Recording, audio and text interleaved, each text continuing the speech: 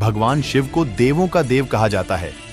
हर वेद और पुराण में भगवान शिव को महाकाल और सृष्टि के निर्माता के रूप में देखा गया है, लेकिन कहीं भी उनके जन्म से जुड़ी कोई बात नहीं कही गई है।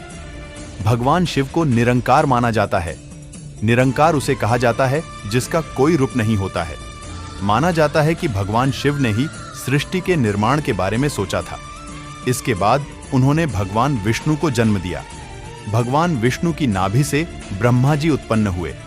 वह दोनों इतने शक्तिशाली थे कि दोनों के बीच में कई बार इस बात को लेकर युद्ध हो जाता था कि कौन सबसे ज्यादा शक्तिशाली है। एक बार यह युद्ध इतना बढ़ गया कि करीब 10,000 सालों तक चला। भगवान शिव इस युद्ध को रोकने के लिए इन दोनों के बीच में एक पत्थर के रूप में आ गए। माना जाता है कि इस पत्थर में से बहुत शक्तिशाली ज्वाला निकल रही थी।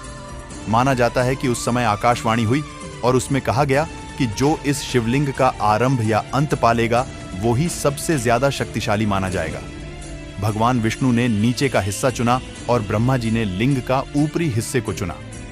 कई वर्षों तक भगवान विष्णु को कोई उपाय नहीं मिला, तो वो भगवान शिव के पास गए और उनसे कहा कि मुझे माफ कर दीजिए, इसका कोई अंत नहीं है।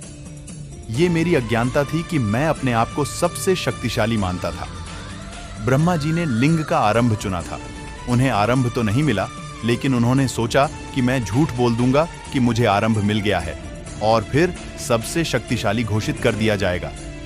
ब्रह्मा जी ने इसी तरह से जाकर कहा, लेकिन तभी आकाशवाणी हुई कि यह शिवलिंग है और मेरा कोई आकार नहीं है, मैं निरंकार हूं। भगवान शिव सच्चाई जानते थे और उन्होंने भगवान विष्णु को आशीर्वाद दिया और ब्रह्मा जी को श्राप दे दिया। भगवान शिव ने कहा कि ब्रह्मा जी की कभी पूजा नहीं की जाएगी। ब्रह्मा जी को अपनी गलती का एहसास हुआ और उन्होंने माफी मांगी। इसके बाद से भगवान शिव को शिवलिंग के रूप में पूजा जाने लगा। आपको मेरा वीडियो कैसा लगा? लाइक और सब्सक्राइब करें